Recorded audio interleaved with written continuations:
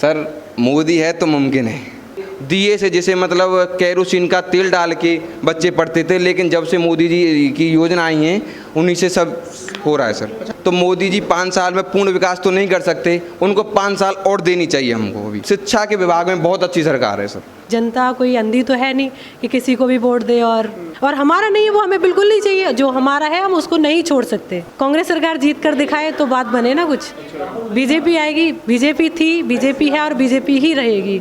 जी गठबंधन तो सिर्फ मोदी को हराने के लिए है। मैदान में आने से पहले सबसे पहले हथियारों को तैयार करना पड़ता है, अपने योद्धाओं को तैयार करना पड़ता है। दिख रहा है कि सामने वाला बलशाली है तो उसके लिए एकजुट हो रहे हैं। 1 लाख 1 करोड़ भेड़ इकट्ठा हो जाए तो एक शेर का मुकाबला नहीं कर सकती।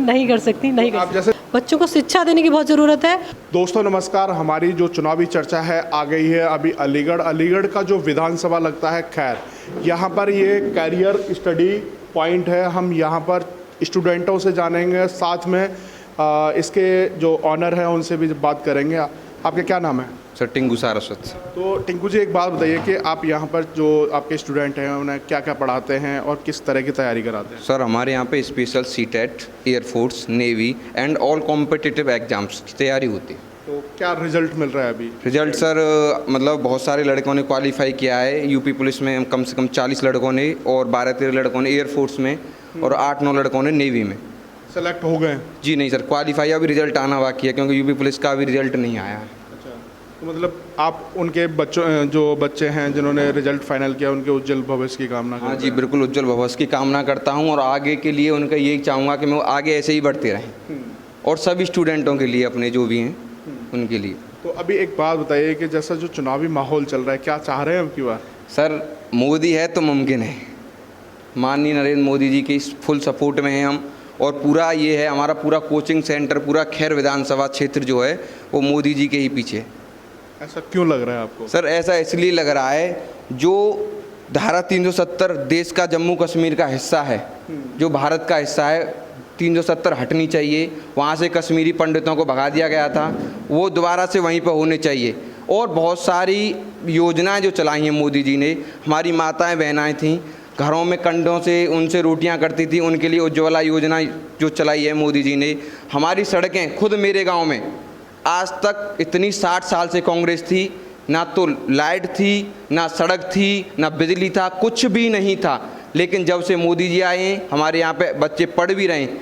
हमारे यहाँ पे एक तो स्कूल की व्यवस्था कोई भी नहीं थी, बच्चे थे दिए से जैसे मतलब केरोसिन का तेल डाल के बच्चे पढ़ते थे, लेकिन जब से मोदी जी की योजना आई हैं उन्हीं से सब हो रहा है सर। अच्छा, आप बताइए, आपने कहा कि धारा 370 हटनी चाहिए, तो मोदी जी का जो 2014 का संकल्प पत्र था उसमें भी धारा 370 का उन्होंने प्रावधान दिया था। जी सर। तो और कश्मीरी पंडितों को दोबारा से बसाने की बात कही थी, तो वो तो कुछ हुआ नहीं। नहीं सर, एक्चुअली बात यह है कि कोई तो लगा हुआ है 60 साल से, तो मोदी जी 5 साल में पूर्ण विकास तो नहीं कर सकते, उनको 5 साल और देनी चाहिए हमको। अभी मतलब और देनी चाहिए। तो क्या लग रहा है कि जो मुद्दे थे वो अभी 5 साल में हो पाएंगे? जी सर बिल्कुल हो पाएंगे। किसानों की आय दुगनी हो जाएगी 2022 तक, और जितना भी बेरोजगार घूम रहा है, सबसे बात शिक्षा के क्षेत्र में इतना मतलब नकल का क्षेत्र था अपने यहाँ पे पश्चिमी यूपी उत्तर प्रदेश कि यहाँ पे मतलब दूसरी की जगह दूसरा बैठा करता था। लेकिन आज ये है कि आप बस पूछिए मत, शिक्षा के विभाग में बहुत अच्छी सरकार है सर।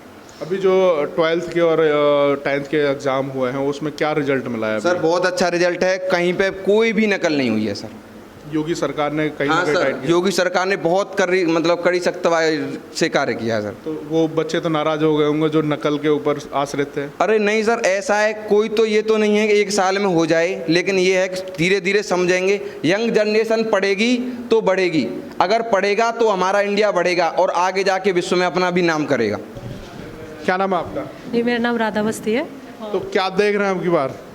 जी अब की बार देख रहे हैं कि राहुल गांधी और प्रियंका गांधी भी अपने पूरे जोरों से लगे हुए हैं कि वो भी अपनी पार्टी बना पाएँ, और मोदी जी भी अपनी पूरी जोरों के साथ लगे हुए हैं कि उनकी भी पार्टी आए। लेकिन मैं एक बात कहना चाहूँगी कि भाई जो काम करेगा वही जीतेगा। जनता कोई अंधी तो है नहीं कि किसी को भी वोट दे, और ऐसा तो नहीं है। जो वादे करते हैं और काम नहीं करते हैं उनको जनता देखती है। जैसे कि मोदी जी ने बहुत सारे काम किए, राहुल गांधी ने भी काफ़ी सड़कें वगैरह उस टाइम बनवाई थी, लेकिन राहुल गांधी तो रहे नहीं सरकार में। सॉरी, कांग्रेस सरकार रही है मनमोहन सिंह।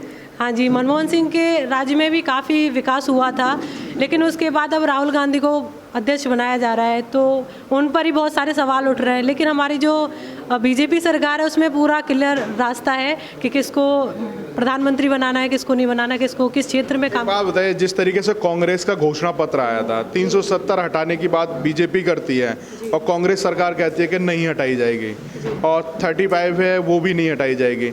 राष्ट्रद्रोह जैसी जो धारा है जिसमें आप एक विद्यालय में खड़े हैं तो विद्यालय से आप देशद्रोही नारे लगाएंगे तो उस पर मुकदमा दर्ज नहीं होगा।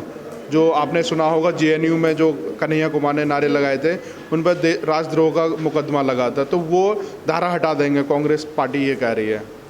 जी, ये सब बातें गलत है और जो इस चीज़ का जो सपोर्ट कर रहे हैं मैं उनके लिए ये कहना चाहूँगी कि अगर किसी घर में अगर किसी पिता के अगर 4 बेटे हैं, अगर उसमें से अगर एक बेटा गलत निकल जाए और वो अपने पिता को कहने लगे कि वो गलत कर रहे हैं और तीनों भाइयों को भी वो गलत बताने लगे, तो ये कहाँ तक बात जायज़ है?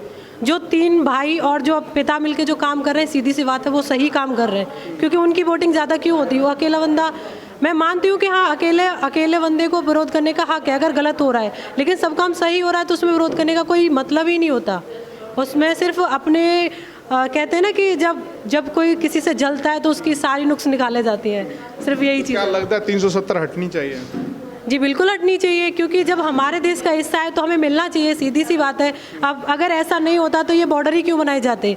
जब अपनी देश की संपत्ति तो हमें बिल्कुल मिलनी चाहिए, और हमारा नहीं है वो हमें बिल्कुल नहीं चाहिए। जो हमारा है हम उसको नहीं छोड़ सकते। कांग्रेस सरकार कह देती है कि वहाँ से जो हमारी आर्मी लगी है उसको भी कम कर दिया जाएगा।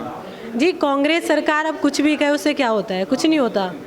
कांग्रेस सरकार जीत कर दिखाए तो बात बने ना कुछ। बीजेपी आएगी, बीजेपी थी, बीजेपी है और बीजेपी ही रहेगी। अगर बीजेपी की बात नहीं, अगर जो भी सरकार है सही काम करेगी, देश हित में काम करेगी, जनता के विकास के लिए काम करेगी, बच्चों से लेकर बुजुर्गों तक काम करेगी, तो सीधी सी बात है जब सारी जनरेशन के लिए काम करेगी, सारे वर्गों के लिए काम करेगी, निम्न वर्ग हो, मध्यम वर्ग हो, उच्च वर्ग हो, या स्टूडेंट के लिए हो, या एक बिजनेसमैन के लिए हो, सारे लोग इसी से जुड़े हुए और इसी से देश का विकास होगा। जो इन लोगों के लिए काम करेगा वही जीतेगा। गठबंधन कहाँ है? जी, गठबंधन तो सिर्फ मोदी को हराने के लिए है, कि जैसे कहते हैं ना कि 100 भेड़ मिलकर एक शेर को नहीं हरा सकती, वही वाला हाल गठबंधन के लिए कहना चाहूँगी कि 100 भेड़ें क्या 1 लाख भेड़ें मिल जाए लेकिन शेर का कुछ नहीं बिगाड़ सकती। देखिए, अखिलेश यादव पे एक भ्रष्टाचार का आरोप लगा था, वो किसने लगाया था? मायावती ने। और भी बहुत सारे थे जो आपस में राहुल गांधी पर कुछ भ्रष्टाचार का आरोप लगाया था, वो भी मायावती ने या अखिलेश यादव ने लगाया था। तो जब एक बात बताइए, जब उन लोगों को आपस में इतनी कमियां दिख रही थी फिर भी वो एक हो रहे हैं, तो इसका क्या मतलब है? सीधा बीजेपी को हराने का मतलब है। और जब ये सब चीज़ें जनता के सामने आ रही हैं तो उनको ये सोचना चाहिए कि पहले जो कार्य कर चुके हैं पहले उनको सुधारने का काम करें, ना कि हमारे बीच में, जनता के बीच में आकर नेता का काम करें। पहले अपने बीच में पूरी मन से साफ से अपनी पूरी पार्टी बनाएं और एक मत होके तब लड़ने आए, क्योंकि मैदान में आने से पहले सबसे पहले हथियारों को तैयार करना पड़ता है, अपने योद्धाओं को तैयार करना पड़ता है। अगर बिना तैयार किए हम मैदान में जाएंगे तो सीधी सी बात है हार ही मिलेगी। तो एक बात बताइए, एक समय था अखिलेश यादव ने मायावती जी पर एक केस किया था कि जो आपने गार्डन बनाए हैं, मूर्तियां लगाई हैं, वो जनता का पैसा है और उसके लिए उन्होंने सुप्रीम कोर्ट में गुहार लगाई थी। सुप्रीम कोर्ट का भी जवाब आ गया कि उसका पैसा वापस करना होगा, तो उसको लेके क्या कहेंगे? जी, मैं मायावती जी से ये कहना चाहूँगी कि उन्होंने जो किया उनके हिसाब से ठीक था, लेकिन जनता का पैसा था, गरीब किसानों का पैसा था, बिजनेसमैन का पैसा था। हम स्टूडेंट के, हमारे मम्मी पापा हमारे लिए कितनी मेहनत से फ़ीस देते हैं, उससे भी वो टैक्स पे करते हैं, कॉलेज वाले हों, स्कूल वाले हों। लेकिन मैं मायावती जी से ये कहना चाहूँगी, वो अपनी जगह सही थी, लेकिन उनको क्या अधिकार था कि हमारी जनता के पैसे को मूर्तियों में खर्च करें या गार्डन में खर्च करें? अगर उनको कुछ खर्च करना चाहिए ही था तो जो हमारी जो नकलविहीन परीक्षाएं हुई हैं, अच्छे शिक्षकों की भर्ती कराएं, अच्छे शिक्षकों को और अच्छे जो शिक्षक भर्ती होने वाले हैं उनको लिए ट्रेनिंग दें, जिससे बच्चों को अच्छी शिक्षा मिले, और उनके लिए एक्स्ट्रा क्लासेस लगाएं, स्किल डेवलपमेंट में पैसा लगाएं। और ये सड़क और ये जो जितनी भी क्लासेस वगैरह खुली हुई हैं, अगर सरकार बच्चों के लिए फ्री काम करे तो कितना अच्छा होगा। अगर बच्चे ही अच्छा पढ़ेंगे तो। एक समय था केस किया, उसके बाद गठबंधन बना लिया इन्होंने। जी, ये मैं वही तो कहना चाहूँगी, पहले एक मत होइए, एक दूसरे पे पहले आरोप लगा रहे हैं, प्रत्यारोप लगा रहे हैं, फिर वही जब दिख रहा है कि सामने वाला बलशाली है तो उसके लिए एकजुट हो रहे हैं। इसका क्या मतलब है? मैं फिर भी वही कहना चाहूँगी, 1 लाख 1 करोड़ भेड़ इकट्ठा हो जाए तो एक शेर का मुकाबला नहीं कर सकती, नहीं कर सकती, नहीं कर आप जैसे छात्र हैं, अभी योगी सरकार है उत्तर प्रदेश के अंदर, तो छात्रों के लिए कुछ किया है अभी? जी बिल्कुल किया है, नकल विहीन परीक्षाएं कराई हैं और मैं माननीय योगी जी से अनुरोध करूंगी कि नकल विहीन परीक्षाएं तो करा दी हैं, लेकिन हमारे लिए अच्छे शिक्षकों का प्रबंध होना बहुत ज़रूरी है।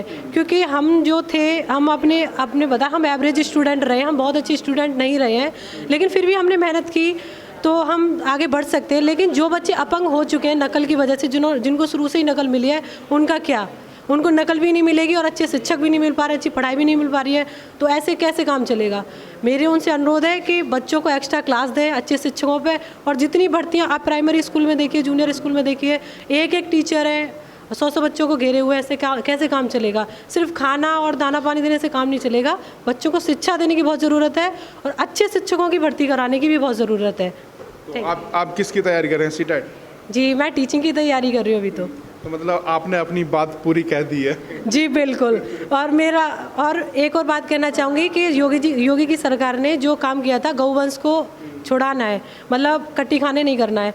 तो मेरा कहने का मतलब ये है कि कट्टी खाने में जितने भी जो जा रहे हैं ना पशु, उनको सबको रोकना चाहिए, चाहे वो भैंस हो, चाहे गाय हो, चाहे कुछ भी हो, क्योंकि जीव तो जीव है। जब जीवों की हत्या रोकनी है तो सबको रोकना चाहिए। फिर उसके लिए एक काम ये है कि गौशाला या जितने भी प्रबंध कराए जाएँ और उनको इकट्ठा करके उनका जो गोबर, जो मलमूत्र निकलता है, उसको फर्टिलाइज़र करके, और हमारे आसपास पूरा किसानों का क्षेत्र है, उनके लिए फर्टिलाइज़र करके और उनको कम कीमत पे ऑर्गेनिक खाद दिया जाए।